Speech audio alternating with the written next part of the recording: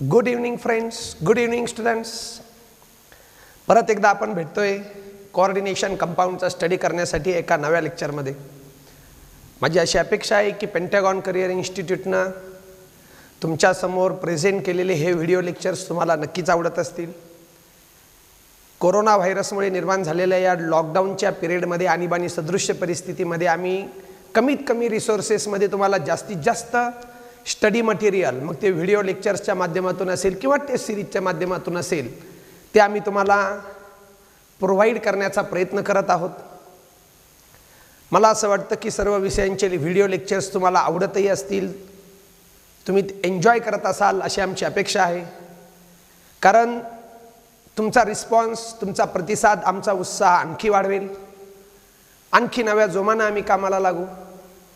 कारण जोपर्यंत तुमचा उत्साह टिकून आहे तोपर्यंत आमचाही उत्साह टिकून राहणार. कोऑर्डिनेशन कंपाऊंडचा जर आपण विचार केला तर मागच्या 3 ते 4 लेक्चर्समध्ये आतापर्यंत आपण कोऑर्डिनेशन कंपाऊंड्सची थिअरी, वर्नर थिअरी, ते कंपाऊंड कसे तयार होतात, सेंट्रल मेटल, लिगॅंड्स, बऱ्याच गोष्टींचा आपण अभ्यास केला. आज आपल्याला आता कोऑर्डिनेशन कंपाऊंडचा सगळ्यात महत्त्वाचा टॉपिक स्टडी करायचा आहे आणि तो टॉपिक आहे IUPAC नॉमेनक्लेचर.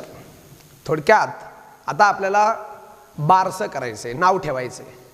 आपण बघा याला त्याला खूप नावं ठेवतो, पण कोऑर्डिनेशन कंपाऊंडला जर आपण नावं ठेवले तर आपला अभ्यासही चांगला होईल आणि आपल्याला मार्क्स पण मिळतील. सगळ्यात महत्त्वाचं जर बोलायचं झालं तर what is mean bye IUPAC तुम्हाला सर्वांना माहीत असेल की it is a international, I U union, P pure, A applied, C chemistry. It is an international union of pure and applied chemistry. या IUPAC ना वेगवेगळ्या वेळेला वेगवेगळे रूल्स ठरवले आणि त्या रूल्सनुसार ऑर्गॅनिक कंपाऊंडला जसं नाव देता येतं, ऑर्गॅनिक कंपाऊंडची पण IUPAC नॉमेनक्लेचर सिस्टीम आहे.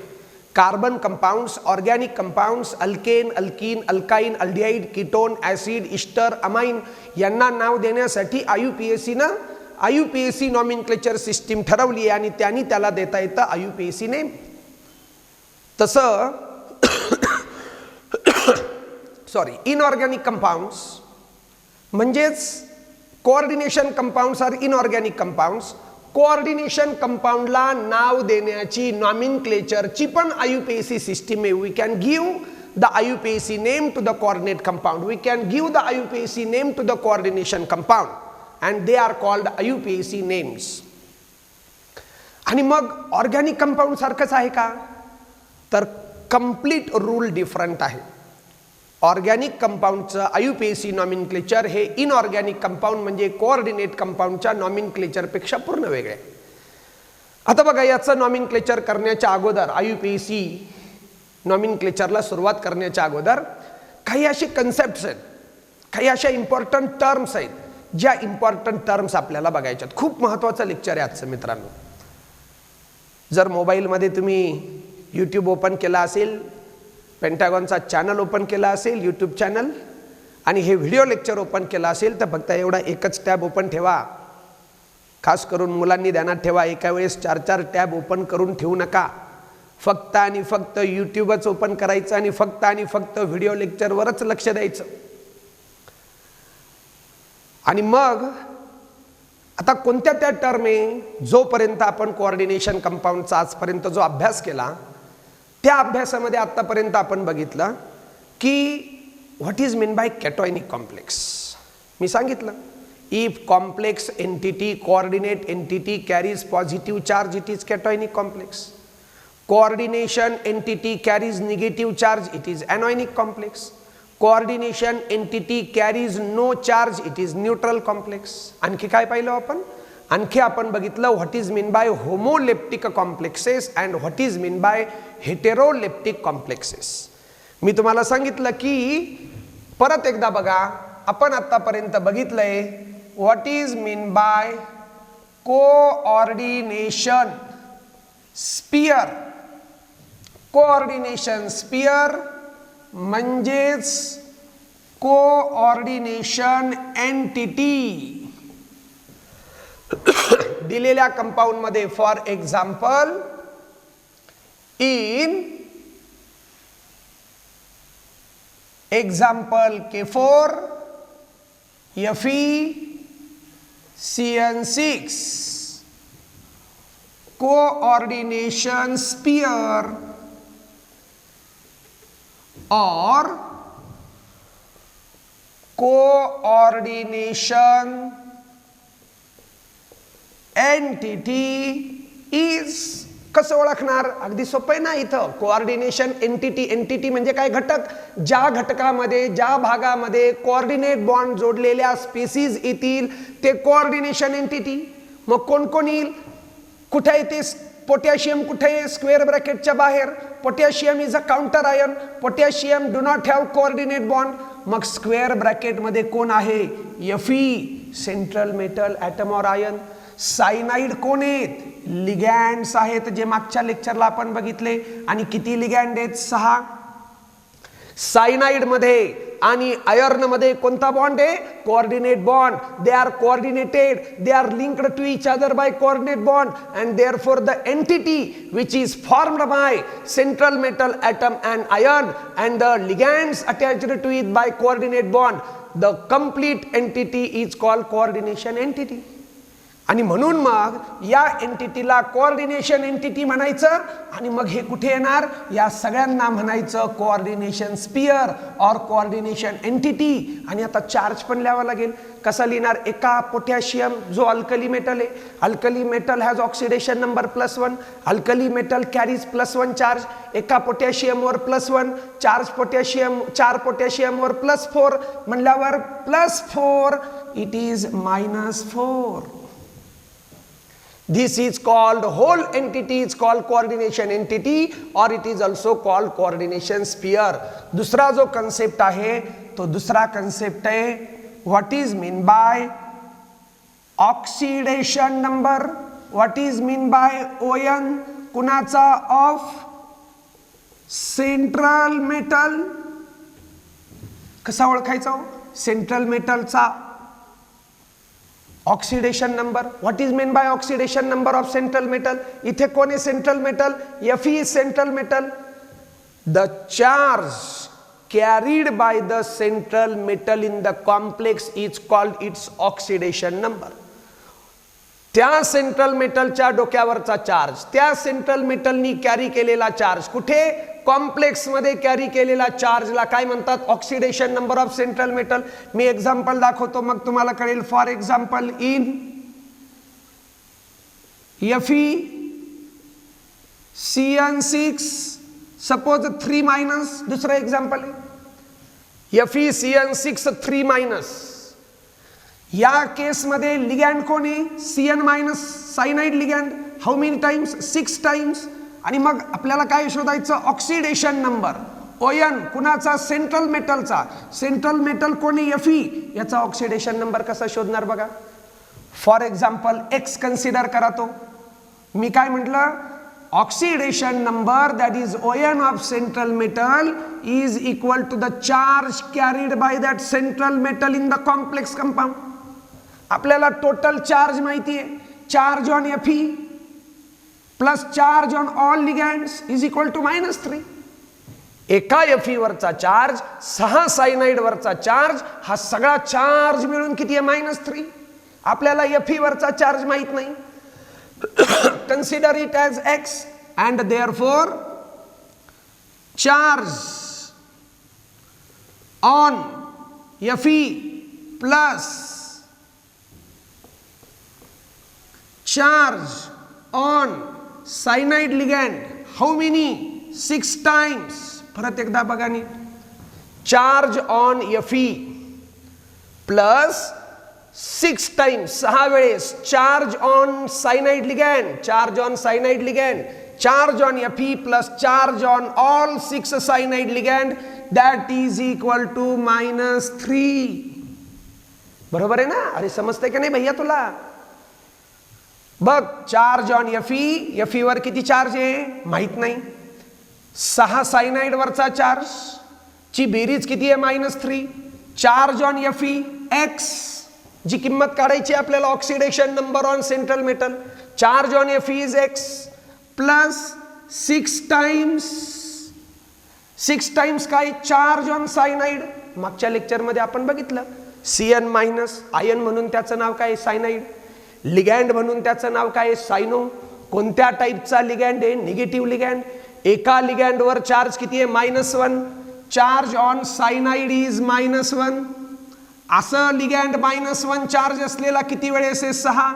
आणि मग charge on central metal, charge on all ligand is equal to -3 and therefore x plus 6 - 1 -6 is equal to -3 and therefore x is equal to -3. Side बदलली, -6 काय झाले? +6 and therefore x is equal to +3. It means that याचा अर्थ काय झाला? याचा अर्थ अगं दीदी काय झाला त्याचा अर्थ? Oxidation number of Fe in this complex is +3. Sign शिवाय ऑक्सिडेशन नंबर सांगायचा नाही. 3 is incorrect answer. +3 is correct answer. Oxidation number of Fe is +3. याचा +3 ऑक्सिडेशन नंबर. आणि एकदा क्रॉस चेक करायचं बरं का भैया. कसं क्रॉस चेक करणार? एका Fe वर चार्ज किती आला? Oxidation number of Fe +3. एका सायनाइड वर किती होता? -1. 6 सायनाइड वर किती आहे? -6. +3 आणि -6 किती झाला? -3. कुठे तो -3? हा काय इथे. Therefore oxidation number of central metal atom or ion is +3. समजतंय का? ध्यानात घ्या. दुसरं एक्झाम्पल घेतो मी. त्या दुसऱ्या एक्झाम्पल मध्ये तुम्हाला कळेल की in this example that is in Cr H2O6 Cl3. या एक्झाम्पल मध्ये Cl3. आता बघा याच्यात काय करावं लागेल तुम्हाला? तर complex or coordination entity is. आधी कोऑर्डिनेशन एंटिटी शोधू आपण. काय सांगितलं होतं मी तुम्हाला? स्क्वेअर ब्रॅकेट मध्ये chromium is central metal and it is a entity. Coordination एंटिटीचा भाग आहे. Water are ligand. How many water? 6 water. Chloride कोण आहेत? स्क्वेअर ब्रॅकेटच्या बाहेर काउंटर आयन. क्लोराइड सोडून द्या. Cl minus chloride -1. Another chloride -1. Third chloride -1. -1 -3 म्हणजे इथे आहे +3. मग आता परत एकदा इथे आपल्याला असं म्हणता येईल की charge on central metal chromium plus charge on water ligand and how many times? 6 times. एका क्रोमियम वरचा चार्ज प्लस 6 लिगँड वरचा charge, 6 times charge on ligand water. आणि ती बेरीज किती आहे? +3. बटन पॉज करून सॉल्व करा. Charge on chromium is x plus 6 times. What is charge on water? Charge on water is 0. इथे जर आपण बघितलं तर सायनाइड वर -1 चार्ज होता. वॉटर कसा लिगँड आहे? Neutral ligand. एका वॉटर वर किती चार्ज आहे? 0. Charge on water is 0. How many times? 6 times. एका वॉटर वर 0, 6 वॉटर वर 0. आणि क्रोमियमचा चार्ज प्लस 6 वॉटरचा चार्ज बरोबर +3. Therefore x is equal to +3. 6 into 0 0. That is 0. Therefore x plus 0 is equal to +3 and therefore x is equal to +3. It means that काय अर्थ होतो? याचा अर्थ असा होतो की oxidation number of chromium in this complex is +3. क्रोमियमचा oxidation number किती आला? +3. क्रॉस चेक करायला घेऊया. कसं क्रॉस चेक करणार? एका क्रोमियमचा +3, एका वॉटरचा 0, 6 वॉटरचा 0. +3 आणि 0 +3 इथं लिहिलेलं आहे, आणि आणखी +3 ला काउंटर करायला -3. Chloride chloride chloride. समजलं का ऑक्सिडेशन नंबर ऑफ सेंट्रल मेटलचा अर्थ? हा होता आणखी एक कन्सेप्ट. यानंतर तुम्हाला पुढचा जो कन्सेप्ट आपल्याला स्टडी करायचा आहे, लिहिलं का सगळ्यांनी? Yes. Now we are going to see next topic of the coordination and compound is what is mean by coordination number. हा होता oxidation number, that is ON. आता पुढचा टॉपिक आहे that is coordination number means CN which is also called ligancy. खूप सोपे सोपे प्रश्न असतात, आउट ऑफ मार्क्स मिळतील असा हा चॅप्टर आहे कोऑर्डिनेशन कंपाऊंड. समजतंय? बघा अतिशय सोपं आहे. कोऑर्डिनेशन नंबर कुणाला असणार? ऑक्सिडेशन नंबर कुणाला होता? सेंट्रल मेटलला, क्रोमियमला, झिंकला, कॉपरला. कोऑर्डिनेशन नंबर कुणाला आहे? तोही सेंट्रल मेटललाच आहे. कसं ओळखायचं? तर coordination number is equal to number of donor atoms of ligands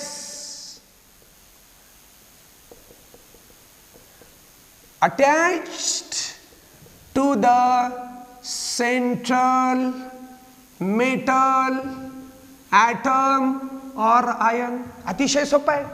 म्हणजे काय? सेंट्रल मेटल ॲटम किंवा आयन जो आहे, त्या सेंट्रल मेटल ॲटम किंवा आयनला कोऑर्डिनेशन कॉम्प्लेक्स कंपाऊंड मध्ये जे लिगॅंड जोडले त्यांचे किती डोनर ॲटम जोडले.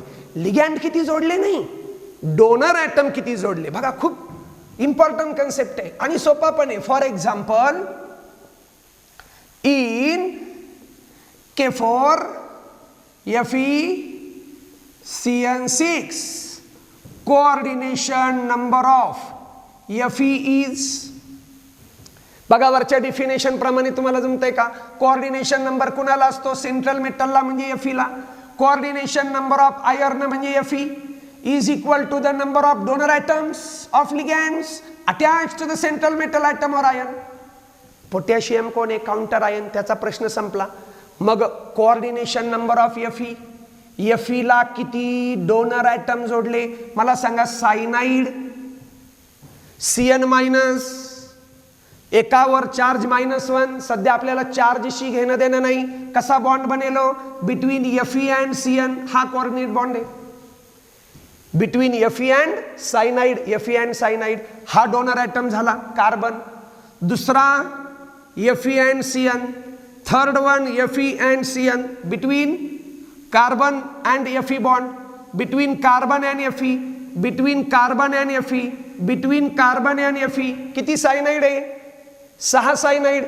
मग donor item 1 2 3 4 5 6. How many donor atoms of the ligands are attached to the central metals? 6. Therefore, coordination number of Fe is equal to 6. समजतंय का? किंवा दुसऱ्या सोप्या भाषेत, how many monodentate ligands are attached to the central metal atom or ion? Central metal atom किंवा आयनला किती monodentate ligand जोडलेत? सायनाइड मोनोडेंटेट आहे का? हो. सायनाइड जरी ॲम्बिडेंटेट मध्ये असला तरी सायनाइड कडे डोनर ॲटम वापरतो किती? एका वेळेस एकच. आता सायनाइड आहे म्हणजे कार्बनच वापरला असणार. एका सायनाइड कडे एक कार्बन डोनर ॲटम. म्हणजेच किती सायनाइड जोडले? 6. किती कार्बन जोडणार? 6. म्हणजे डोनर ॲटम किती जोडले? 6. Coordination number is 6. In another example, in CO H2O6 Cl3 coordination number of cobalt is. बघा तुम्ही प्रयत्न करा मित्रांनो. क्लोराईड कोण आहेत? Counter ion. त्यांचा विषय सोडून द्या. कोबाल्ट कोण आहे? Central metal. त्याचाच काय शोधायचा? Coordination number. कसा शोधणार? त्याला किती डोनर ॲटम जोडले? कोण जोडला कोबाल्टला? वॉटर. लिगॅंड कोण आहे? वॉटर. वॉटर कडे डोनर ॲटम कोण असतो? ऑक्सिजन. एका वॉटरकडे 1 ऑक्सिजन, 6 वॉटरकडे 6 oxygen. How many donor atoms of ligands are attached to the central metal atom or ion. कोबाल्टला वॉटर किती जोडले? 6. ऑक्सिजन किती जोडले? 6. वॉटर कडून 6. किती डोनर ॲटम जोडले? 6. म्हणून coordination number of cobalt is 6. Then next example, in Cu NH3 4 times 2 plus, this is complex ion. Copper central metal is, therefore coordination number of copper is, शोधताय ना? ए दीदी अगं जमतंय का नाही? बघ, अमोनियाकडे डोनर ॲटम कोण? Nitrogen is donor atom. How many donor atom? एकच. अमोनियाकडचा नायट्रोजनच डोनर ॲटम असतो. मग किती अमोनिया आहेत? या अमोनियाकडे नायट्रोजन, दुसऱ्या अमोनियाकडे नायट्रोजन, तिसऱ्या अमोनियाकडे नायट्रोजन, चौथ्या अमोनियाकडे नायट्रोजन, एका अमोनियाकडे 1 नायट्रोजन, 4 अमोनियाकडे 4 नायट्रोजन. म्हणजेच डोनर ॲटम किती झाले? 4. कॉपरला किती डोनर ॲटम जोडले? 4. Coordination number is equal to 4. बऱ्याच जणांचा असा गैरसमज होऊ शकतो की सर किती सोपं आहे, इथे 6 दिसतं म्हणजे 6 असेल. तोच गैरसमज आता आपल्याला दूर करायचा आहे की लिगँडची संख्या दरवेळेला कोऑर्डिनेशन नंबर असेलच असं नाही. इथे का तसं आहे? Because cyanide is monodentate ligand. हा, मोनोडेंटेड लिगँडच्या बाबतीत हे खरं आहे की मोनोडेंटेड लिगँड जर 6 जोडले तर कोऑर्डिनेशन नंबर 6, कारण कोऑर्डिनेट बॉन्ड 6च बनणार. मोनोडेंटेड लिगँड 6 जोडले म्हणजे 6 कोऑर्डिनेट बॉन्ड बनणार, कोऑर्डिनेशन नंबर 6. मोनोडेंटेड लिगँड 4 जोडले म्हणजे 4 कोऑर्डिनेट बॉन्ड बनणार, coordination number 4. But if example is like this, in Cr En thrice 3+, here coordination number of chromium is equal to, बघा En म्हणजे काय हो? मागच्या लेक्चरला शिकवलं ना, En इज अ ॲब्रिव्हिएशन. En हे सिम्बॉल आहे, लिहिण्याची पद्धत आहे. ॲब्रिव्हेटेड लिगँड आहे तो, त्याचं ॲब्रिव्हिएशन En आहे. कोण येतो? तर तो आहे ethylene. E for ethylene, CH2CH2. CH2CH2 is a ethylene. Diamine, amine NH2, amine NH2, हा तो लिगँड आहे. बघा, हाऊ मेनी मॉलिक्यूल? 1. कसा लिगँड आहे? न्यूट्रल. चार्ज आहे का? नाही. म्हणजे एका इथिलीन डायमाइनवर चार्ज किती? 0. आणि डोनर ॲटम कोण? Nitrogen and nitrogen. म्हणजे एका लिगँडकडं 2 डोनर ॲटम आहेत. एका लिगँडकडं 2 डोनर ॲटम. फॉर एक्झाम्पल हे बघा, क्रोमियम. मग मी मगाशी सांगितलं की गैरसमज काय होऊ शकतो की 6 लिगँड जोडले तर कोऑर्डिनेशन नंबर 6, 4 लिगँड जोडले म्हणून 4 आहे का, 6 जोडले म्हणून 6 आहे का? तसं असेलच असं नाही. असूही शकतं, नसूही शकतं. मोनोडेंटेटला इट इज करेक्ट, मोनोडेंटेटला इट इज करेक्ट, मोनोडेंटेटसाठी it is correct. But ethylene diamine is not monodentate ligand. आत्ता दाखवलं होतं मी तुम्हाला, इट इज पॉलीडेंटेड लिगँड. पॉलीमधला इट इज बायडेंटेड लिगँड. त्याची डेंटिसिटी 2 आहे, त्याच्याकडे डोनर ॲटम 2 होते.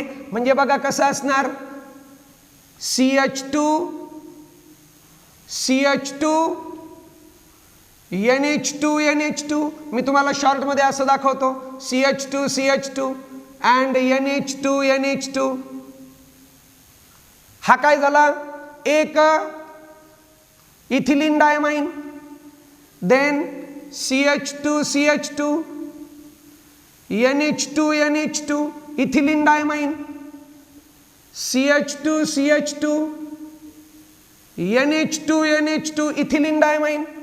एक लिगँड, 2 लिगँड, 3 लिगँड. याचं इथिलीन डायमाइनचं ॲब्रिव्हिएशन En. इथिलीन डायमाइन किती वेळेस घेतला? 3दा. म्हणून कोऑर्डिनेशन नंबर 3 आहे का? डेफिनेशन काय आहे? Coordination number is not equal to number of ligands, it is equal to the number of donor atoms. एका लिगँडकडे डोनर ॲटम हा सुद्धा, म्हणजे एकाकडे किती डोनर ॲटम आहेत? 2. याच्याकडे किती डोनर ॲटम आहेत? 2. याच्याकडे किती डोनर ॲटम आहेत? 2. आणि तिघांकडे किती डोनर ॲटम आहे? 6. Therefore coordination number is 6, not 3. जर बायडेंटेड लिगँड असेल तर एकाकडं 2 डोनर ॲटम आहेत, दोघांकडे 4 डोनर ॲटम आणि तिघांकडे 6 donor atom. Therefore how many coordinate bonds are form? 1 2 3 4 5 6. Ligand किती आहेत? 1 2 3. 3 लिगँड पण डोनर ॲटम 6. 3 लिगँड पण कोऑर्डिनेशन बॉन्ड, कोऑर्डिनेट बॉन्ड 6 आणि कोऑर्डिनेट बॉन्ड 6 म्हणून coordination number is equal to 6. समजतंय का? आणि मग तुम्हाला कोऑर्डिनेशन नंबर कॅल्क्युलेट करण्याची ही आहे मेथड. आता तुम्हाला एक दुसरं एक्झाम्पल देतो बघा, तुम्ही स्वतः प्रयत्न करा. आता इन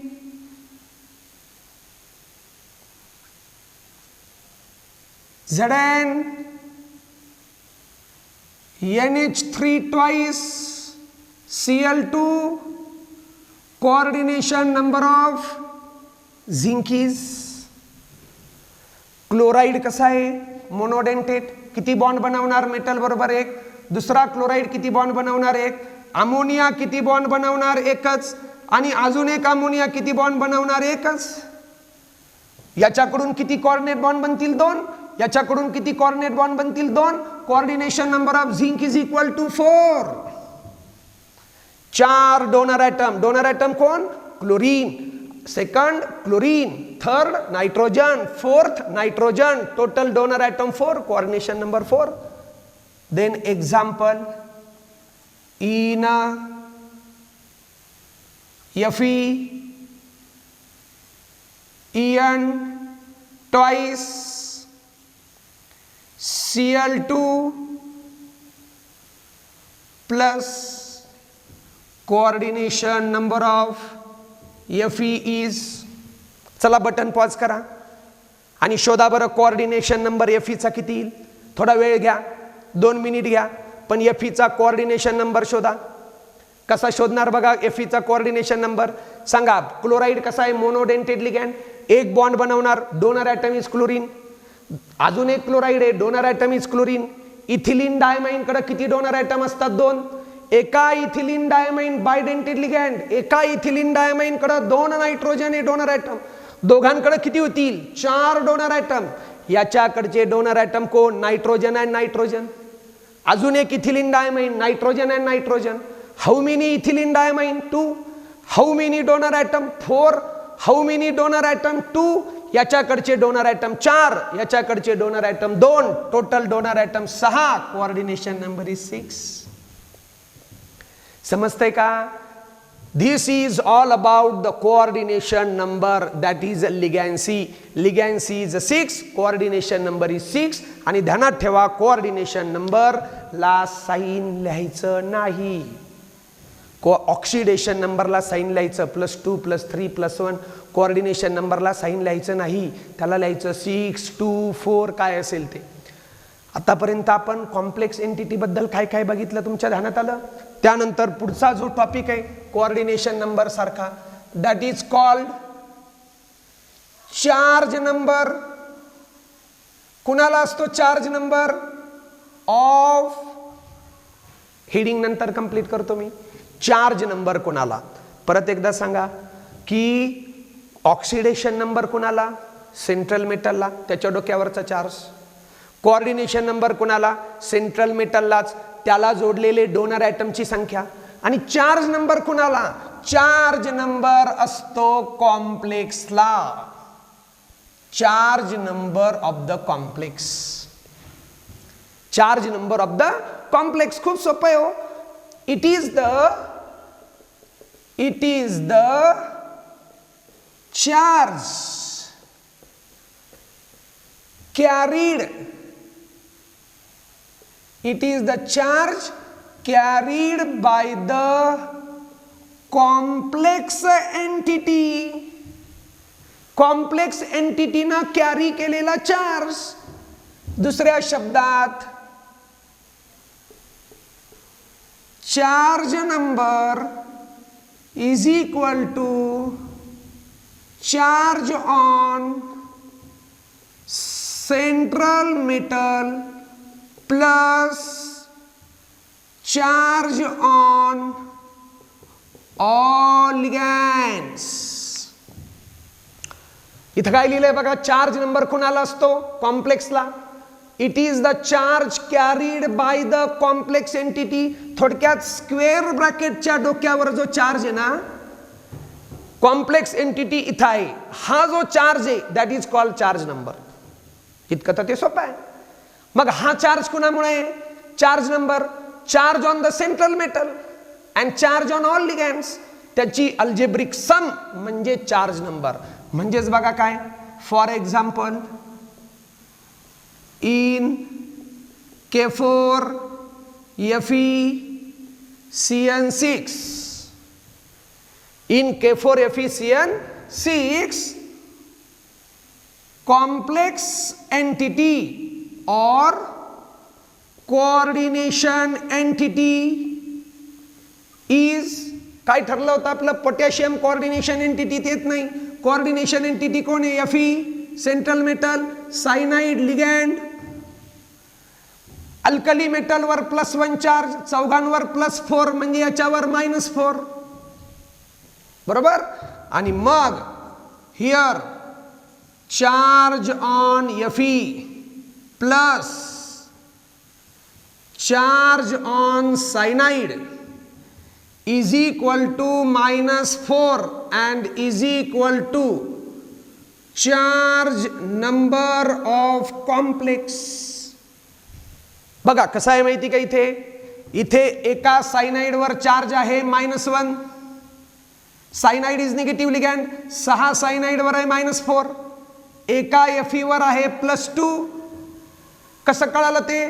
तर एका Fe वर +2, 6 सायनाइड वर -6, -6 and +2 -4 and -4 is a charge number of the complex. -4. परत एकदा बघा, it is a charge carried by the complex entity. This is complex entity. त्यांनी कॅरी केलेला चार्ज किती आहे? -4. Therefore charge number of the complex is -4. इथे पण दाखवतो तुम्हाला, याच्यावर किती चार्ज कॅरी होईल? +4 बाजूला केल्यावर -4, चार्ज नंबर -4. इथे क्लोराईड बाजूला केलं -3, तर याच्यावर किती आहे? +3. याच्यावर किती आहे? +4. याच्यावर किती आहे? 2+. Charge number of complex is +2. Charge number of complex is +3. Charge number of complex is 0. Charge number of complex is +1. इतकं तर ते सोपं आहे. समजतंय का? आणि मग एक ध्यानात ठेवा, याच्या डोक्यावरचा चार्ज लिहिताना सुद्धा एक IUPAC कन्व्हेन्शन आहे. The number should be always return before the sign. आधी नंबर लिहायचा आणि मग साइन लिहायचं. 4 मायनस लिहायचं, -4 नाही. It is 4- not -4. समजतंय का? डोक्यावरचा चार्ज लिहिताना पहिले काय लिहायचा? नंबर. आणि मग काय लिहायचं? साइन. साइन नंतर, नंबर अगोदर. इथं पण मी तसं लिहिलंय का बघा, अगोदर नंबर, नंतर sign, number then sign, number then sign. इथं नंबर किती आहे? 1, म्हणून ती लिहायची गरज नाही. That is 1+. 1+ म्हणजेच प्लस. येतंय का ध्यानात? तर this is all about the coordination number, that is ligancy and charge number of the complex. मग आपण 3 नंबर बघितले आतापर्यंत. प्रश्न विचारला जाऊ शकतो JEE, प्रश्न विचारला जाऊ शकतो नीट किंवा CETला, की in the given complex the oxidation number of central metal is. मग काय शोधायचं? Oxidation number of central metal, central मेटलच्या डोक्यावरचा charge. In the given complex the coordination number of central metal is. Coordination number कसा शोधायचा? त्याला किती ligand जोडले तेवढंच नाही, तर त्याला किती डोनर ॲटम जोडले, त्यांनी किती कोऑर्डिनेट बॉन्ड बनवले, तो कोऑर्डिनेशन नंबर.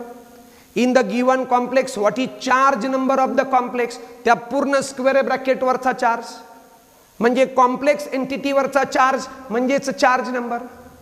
येत आहे का ध्यानात इथपर्यंत? ओके मित्रांनो, तर आता आपण ॲक्च्युअल आपल्या कामाला सुरुवात करणार आहोत. That is IUPAC nomenclature of the coordination compounds. Coordination कंपाऊंडचं नॉमिनक्लेचर लिहिण्याच्या अगोदर मी अगदी शॉर्टमध्ये तुम्हाला IUPACनं कोऑर्डिनेशन कंपाऊंड लिहायचे कसे याचे पण काही रूल आहेत. how to write the formula. That is, first one is formulas of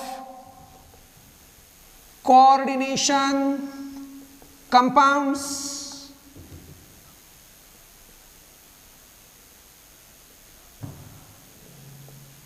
म्हणजे काय, फॉर्म्युला लिहिताना काय काळजी घ्यायची हे आपल्याला माहित पाहिजे. फार सोपे रूल आहे, अगदी शॉर्टमध्ये मी तुम्हाला सांगतो. कोऑर्डिनेशन कंपाऊंड लिहिताना सगळ्यात महत्त्वाची काळजी घ्यायची आहे की in coordination compound, in coordination entity the central metal atom or ion always written first. म्हणजे काय तर फॉर एक्झाम्पल बघा, जर माझ्याकडे सेंट्रल मेटल असेल कोबाल्ट 3+, ठीक आहे, अजून माझ्याकडे काय आहे तर and ligands are 6 ammonia.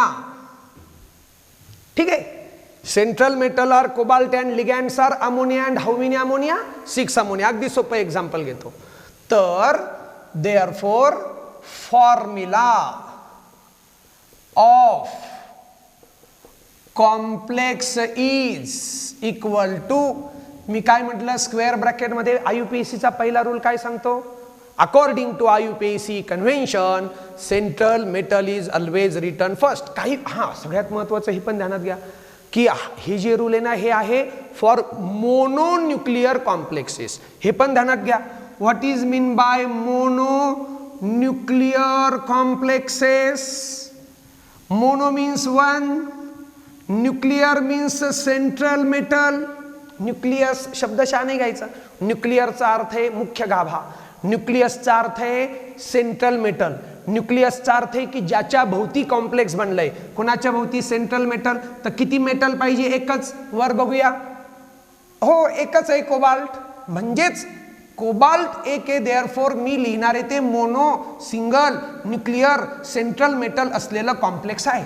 त्याच्यासाठीच हा रूल आहे. काय सांगतो तो रूल? की सेंट्रल मेटलला नेहमी आधी लिहायचं, म्हणजे कोबाल्टला लिहायचं. लिहिलं, मग कोणाला लिहायचं? Then all the ligands are written. मग लिगॅन्ड लिहायचे. माझ्याकडे भरपूर वेगवेगळे लिगॅन्ड आहेत का? भरपूर आहेत, पण वेगवेगळे नाही आहेत. लिगॅन्ड अमोनिया आहे. आता त्याच्यात पण एक ध्यानात घ्यायचं की जर तो लिगॅन्ड सिंगल ॲटमचा असेल, फॉर एक्झाम्पल क्लोराईड, क्लोरीन ॲटमचा लिगॅन्ड आहे. हायड्राईड, हायड्रोजनचा लिगॅन्ड आहे. ऑक्साईड, ऑक्सिजनचा लिगॅन्ड आहे. तर त्याला जसं आहे तसंच लिहायचं. But poly atomic ligands, poly म्हणजे काय? मिनी, ॲटॉमिक म्हणजे ॲटम. अमोनियामध्ये नायट्रोजन आहे 1 आणि हायड्रोजन आहे 3. This should be written in the bracket, that is parenthesis. नीट ऐका परत एकदा. Poly atomic ligands, many atom, एकापेक्षा जादा ॲटम असलेले ligand should be written in the parenthesis. Ammonia is written in the parenthesis. How many ammonia? 6.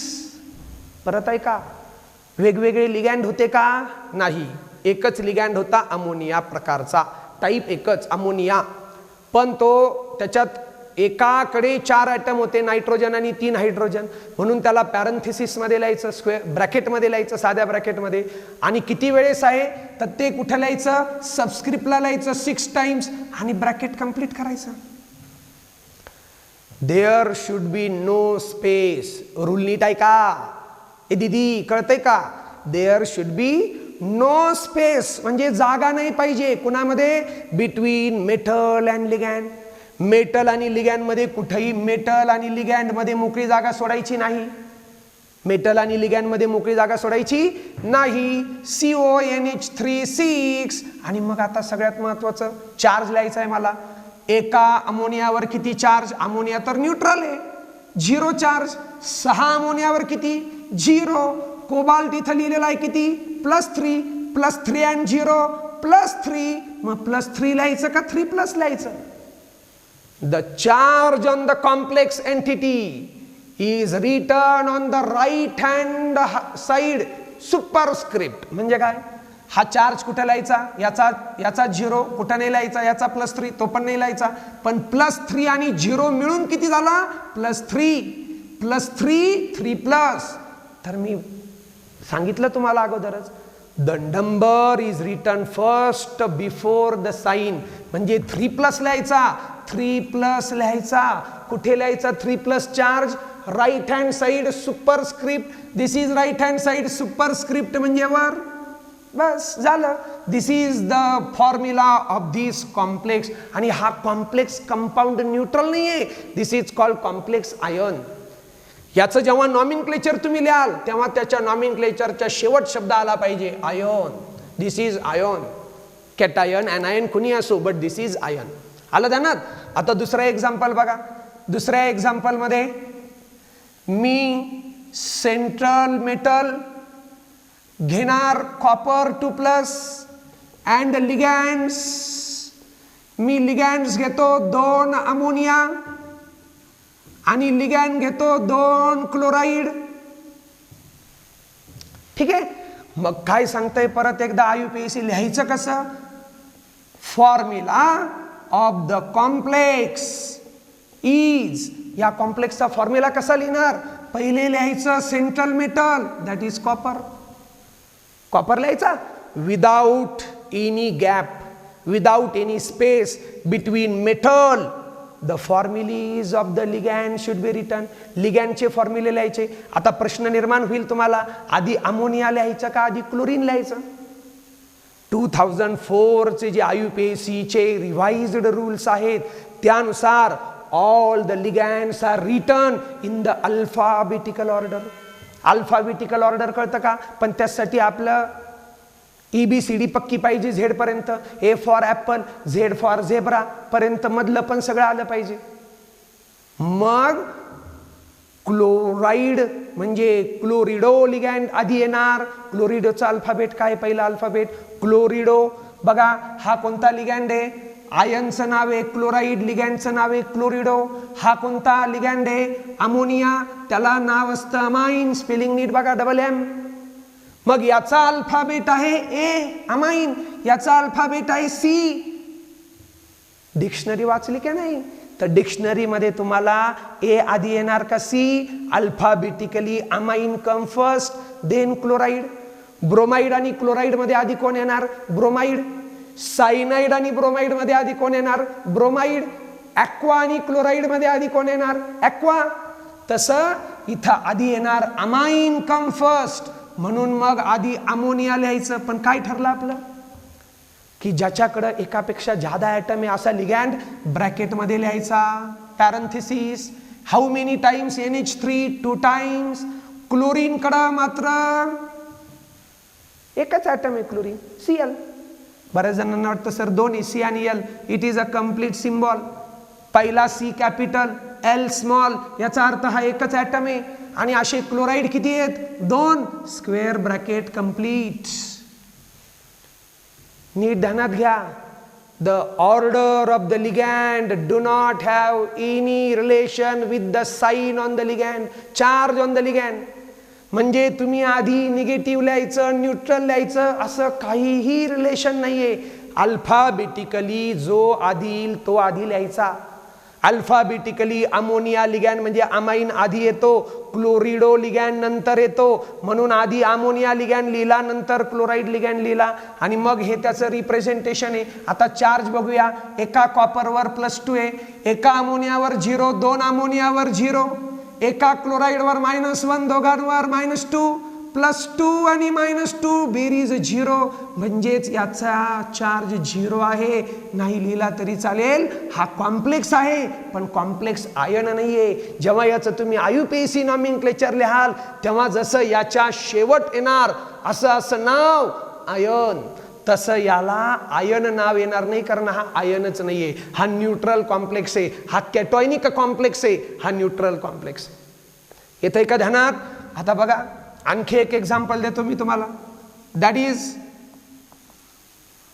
Central metal is a chromium 3+ and ligands are EN and 2 ligands are bromide. काय ठरलं होतं आपलं की formula लिहित असताना formula of the complex is equal to पहिले central metal लिहायचा chromium, मग कोण लिहायचे लिगॅन्ड. परत प्रश्न निर्माण होतो कोणता लिगॅन्ड लिहायचा, न्यूट्रल लिहायचा, निगेटिव्ह लिहायचा, असं काही रिलेशन नाही. मोनोडेंटेट लिहायचा, पॉलिडेंटेट लिहायचा, असं काही रिलेशन नाही. अल्फाबेटिकली लिहायचं. पण एक प्रश्न निर्माण होईल की हा EN कोण आहे. EN मीन्स मगाशी खूप वेळेस सांगितलं त्यानुसार it is ethylene diamine. Ethylene diamine आणि या इथिलीन डायअमाइन च ॲब्रिव्हिएशन आहे EN. This is called abbreviated ligand. Abbreviated ligands are always written in the bracket. हे ध्यानात ठेवा. ॲब्रिव्हिएटेड लिगॅन्ड जसं अनेक ॲटम असलेला लिगॅन्ड आपण ब्रॅकेटमध्ये लिहितो ना, तसा ॲब्रिव्हिएटेड लिगॅन्ड हा पॅरेंथेसिस मध्येच लिहायचा. Polyatomic ligands are always written in the parenthesis म्हणजे bracket. Abbreviated ligands like ethylene diamine EN, diethylene triamine डायEN, triethylene tetramine that is tri-EN, oxalato that is OX, dimethyl glyoxymato that is a DMG, glycinato that is a GLY, ethylene diamine tetraacetato that is EDTA, always written in the parenthesis. Abbreviated ligand are always written in the parenthesis. पण आता एक प्रश्न निर्माण होतो की मग ॲब्रिव्हिएटेड लिगॅन्डचं ॲब्रिव्हिएशन मधलं पहिलं अल्फाबेट अल्फाबेटिकली कन्सिडर करायचं. म्हणजे इथिलीन डायमाइन याचं ॲब्रिव्हिएशन EN आहे ना, त्याचं पहिलं अल्फाबेट घ्यायचं E. हे अल्फाबेट कन्सिडर करायचं. मग बघा ब्रोमिडोचं पहिलं अल्फाबेट आहे B, ब्रोमिडो B, आणि इथिलीन डायमाइनचं पहिलं अल्फाबेट आहे E. मग आधी कोणतं येणार, B येणार ना. मग आधी जर B येणार तर आधी ब्रोमिडो लिहायचा का आधी इथिलीन डायमाइन लिहायचा तर आधी ब्रोमिडो लिहायचा. दॅट इज BR दोन वेळेस. त्याला ब्रॅकेट नाही का काढायचा, गरज नाही, कारण तो एकच ॲटम असलेला लिगॅन्ड आहे. That is bromine is one atom. Bromide ligand दोनदा आहे म्हणून ब्रोमाइड दोनदा, आणि मग लिहायचं इथिलीन डायमाइन ट्वाइस. समजतंय का. आणि मग आता चार्ज बघूया. एका क्रोमियमवर चार्ज +3, एका ब्रोमाइडवर -2 दोघांवर, सॉरी एका ब्रोमाइडवर -1 दोघांवर -2, एका इथिलीन डायमाइनवर 0 दोघांवर 0, +3 and -2 +1 that is 1+ or simply plus. This is the formula of this complex. हा झाला या कॉम्प्लेक्सचा फॉर्म्युला. आतापर्यंत आपण काय बघितलं, IUPAC नॉमिनक्लेचर शिकत असताना ह्या सगळ्या गोष्टी आपल्याकडे आधी पाहिजे की नक्की कॉम्प्लेक्सचं रिप्रेझेंटेशन कसं असतं, ते कॉम्प्लेक्स लिहिण्याची पद्धत आहे. समजलं.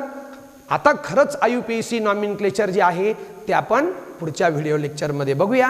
जर तुम्हाला आजचं लेक्चर आवडलं असेल, सोपं वाटलं असेल, समजलं असेल तर पुस्तकात दिलेले जे वेगवेगळे एक्झाम्पल आहे NCERT मध्ये किंवा स्टेट बोर्डमध्ये, ते एक्झाम्पल नावावरून त्यांचं रिप्रेझेंटेशन लिहिण्याचा प्रयत्न करा.